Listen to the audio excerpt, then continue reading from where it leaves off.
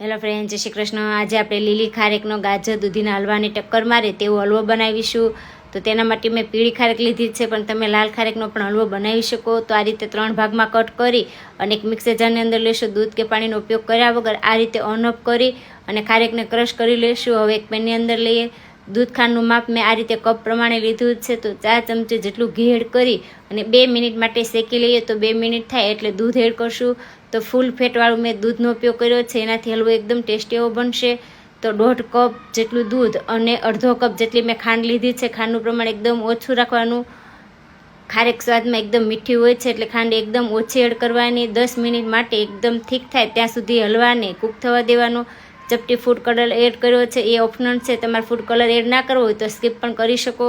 તો બરાબર મિક્સ કરી લેશું। દૂધ એકદમ સરસ બળી ગયું છે। તો હવે જે તમને ગમતા હોય તે ડ્રાયફ્રૂટ્સ એડ કરી બરાબર મિક્સ કરી લેશું અને એક ડીશની અંદર કાઢી લઈએ। તો આ રીતનો થીક થાય ત્યાં સુધી આ હલવાને 8 થી 10 મિનિટ માટે કૂક થવા દેવાનો છે। તો એકદમ ટેસ્ટી હલવો બનીને તૈયાર છે।